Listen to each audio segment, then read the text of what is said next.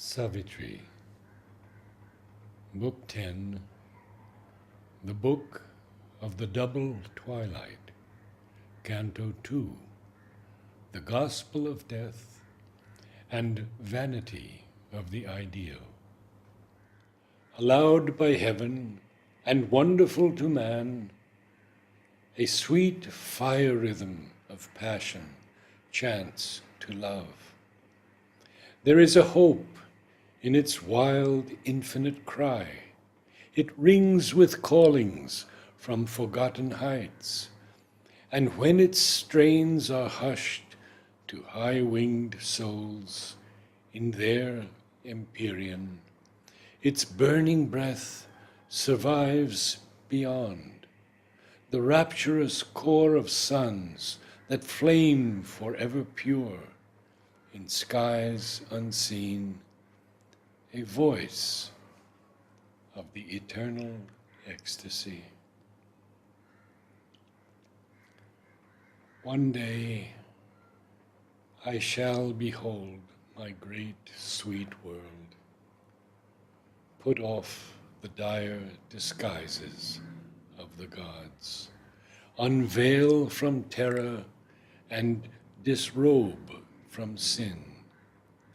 Appeased, we shall draw near our mother's face. We shall cast our candid souls upon her lap. Then shall we clasp the ecstasy we chase. Then shall we shudder with the long-sought God. Then shall we find heaven's unexpected strain. Not only is there hope for Godheads pure, the violent and darkened deities leaped down from the one breast in rage to find what the white gods had missed.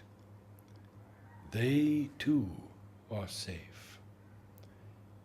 A mother's eyes are on them, and her arms stretched out in love, desire her rebel sons. One who came love and lover and beloved, eternal, built himself a wondrous field and wove the measures of a marvelous dance. There, in its circles and its magic turns, attracted he arrives, repelled he flees. In the wild, devious promptings of his mind, he tastes the honey of tears and puts off joy repenting, and has laughter and has wrath, and both are a broken music of the soul, which seeks out, reconciled, its heavenly rhyme. Ever he comes to us across the years, bearing a new sweet face that is the old. His bliss laughs to us, or it calls concealed like a far-heard, unseen, entrancing flute from moonlit branches in the throbbing woods, tempting our angry search and passionate pain. Disguised, the lover seeks and draws our souls.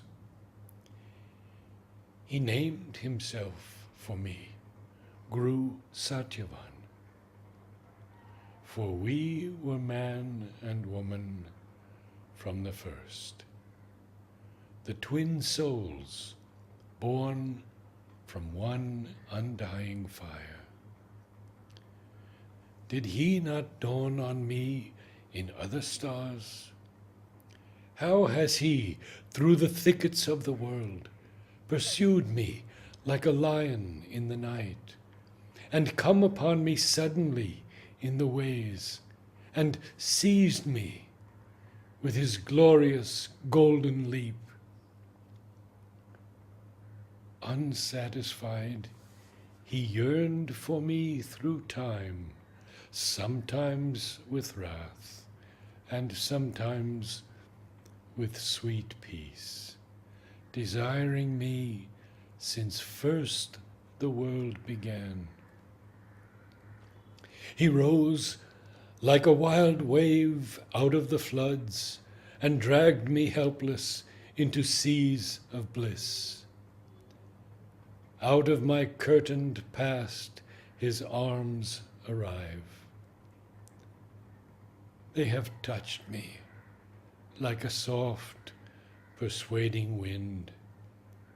They have plucked me like a glad and trembling flower, and clasped me happily, burned in ruthless flame.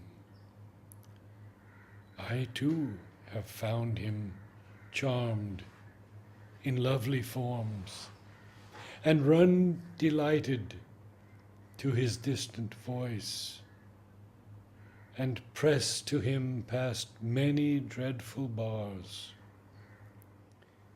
If there is a yet happier, greater God, let him first wear the face of Satyavan, and let his soul be one with him I love.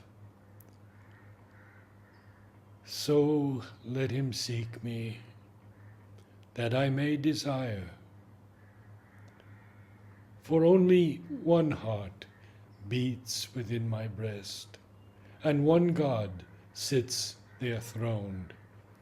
Advance, O death, beyond the phantom beauty of this world, for of its citizens I am not one. I cherish God the fire, not God the dream. But death once more inflicted on her heart the majesty of his calm and dreadful voice.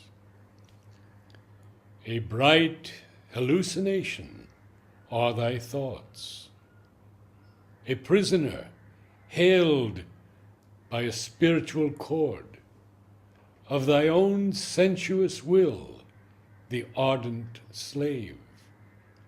Thou sendest, eagle-poised, to meet the sun, words winged with the red splendor of thy heart.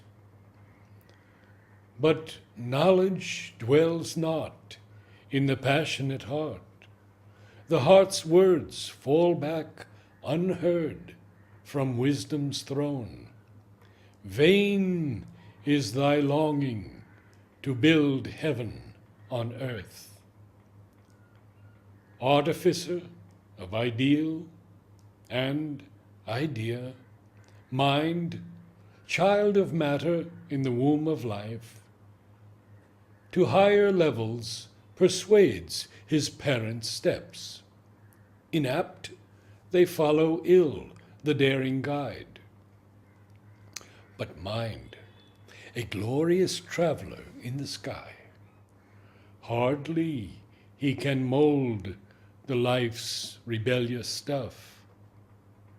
Hardly can he hold the galloping hooves of sense. His thoughts look straight into the very heavens. They draw their gold from a celestial mine. His acts work painfully a common ore. All thy high dreams were made by matter's mind to solace its dull work in matter's jail, its only house where it alone seems true. a solid image of reality, carved out of being to prop the works of time, matter on the firm earth sits strong and sure. It is the firstborn of created things. It stands the last when mind and life are slain. And if it ended, all would cease to be. All else is only its outcome or its phase. Thy soul is a brief flower by the gardener mind, created in thy matter's terrain plot. It perishes with the plant on which it grows. For from earth's sap it draws its heavenly hue. Thy thoughts are gleams that pass on matter's verge. Thy life, a lapsing wave on matter's sea.